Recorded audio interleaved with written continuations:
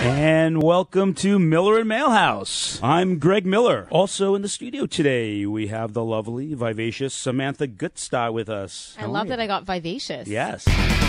For 60 minutes, we're going to be giving you a dynamic look at the world of sports and entertainment. Billy Ray, Don Was, Kenny Lofton, Nick Hexum from the band 311, Robert Wool, Dane Blanton, Jim Fox, former Major League Baseball star, Kenny Lofton, 6-time All-Star, 11 postseason appearances. He played for 11 different teams, and he also has a record for 33 stolen bases in postseason, breaking Ricky Henderson's record. How does that feel to you? Does that feel, when you accomplish that and you look back in your career, do you say, hey, that was something I'm really proud of? I mean, I look at a lot of things that I'm proud of, and I just feel like that was one thing. But being able to get to the playoffs, I feel that many times, and then to be able to steal the bases in certain situations that I did. I mean, I just felt like it was my game. Hey, Kenny, a little off topic from sports. The Playboy Mansion over the years has attracted a lot of celebrities and athletes. Have you ever had a chance to visit the Playboy Mansion?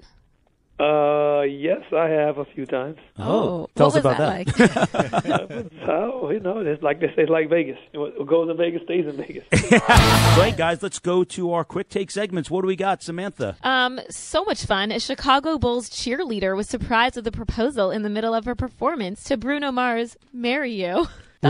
She married Bruno Mars? No. It's Bruno Mars. That song, it goes... No, I know. I won't even sing it because I have a horrible voice. No, it's Come on. "Marry You." I'm not going to sing. Talk about somebody to cheer for in pro football. Drew Brees, 50,000 passing yards. Okay, he took him 183 games, fastest player ever to do it. 5th player in NFL history. They crushed Carolina last week in that super defense. So, Drew Brees.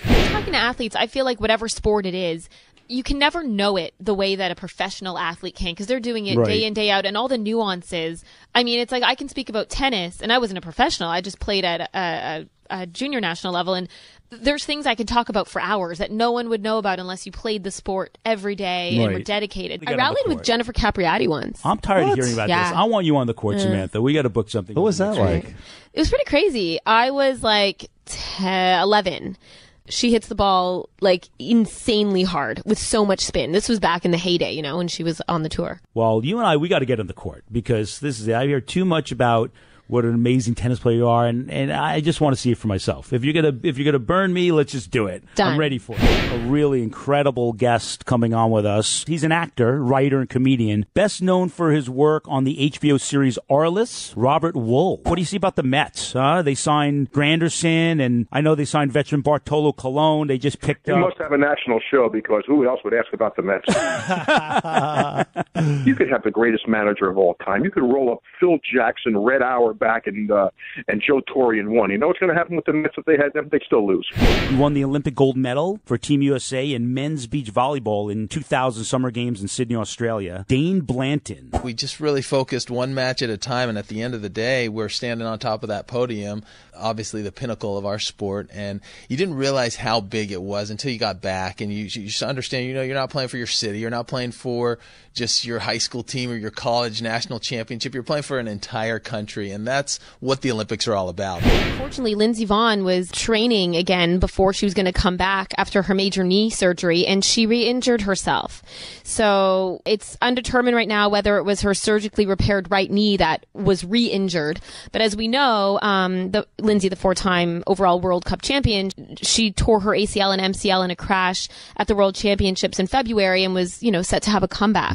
Maybe she got injured on the sidelines of the Sunday Night Football game. She was photographed there, right, with Tiger. With Tiger on the sideline. They look very happy together. They do, and there's been there was a big story a few days ago that her and Tiger were out together, and she was giving a piggyback ride to Sam and Charlie, his 2 kids. Yeah. So she was getting kind of really chummy with his 2 kids. That's how she got injured. Well, they're in her part of... She threw it her back.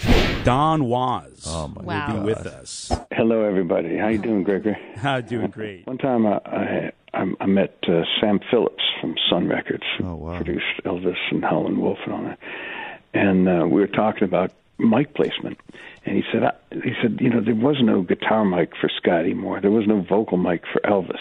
He said, we mic'd the room. He said, I walked around that little room and I found the spots where it sounded good, and I put a microphone there. So it's almost the exact opposite of the way people do it today. But those records sound incredible. To be honest with you, it's not that different from sports. You go out there with a playbook, but you adjust, man.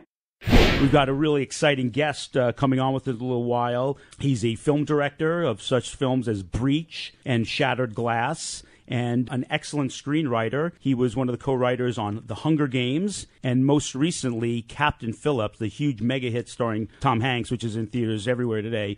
Billy Ray will be our guest. Hey, how you doing? Hey, Billy, you got Gregg Miller and Samantha Gutstadt here. Welcome. And I think for your writing as well, I would not be surprised to see you get a nomination for that. Well, I can't talk about that because I've wanted one of those things so long and for so badly that I become this unattractive version of myself if I start to talk about it. So we should just move on. The Lakers, I mean, without Kobe Bryant, 9-9. So, I mean, they're playing 500 ball, but I think they're playing better than most people really expected.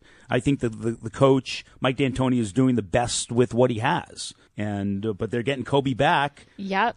Sign him to a balloon payment, $46 million for 2 seasons. I mean, which is controversial. A lot of fans, were on either side of this with opinions. But they're working hard. Now the question is, how will Kobe fit back in? But listen, he's one of the greatest players of all time.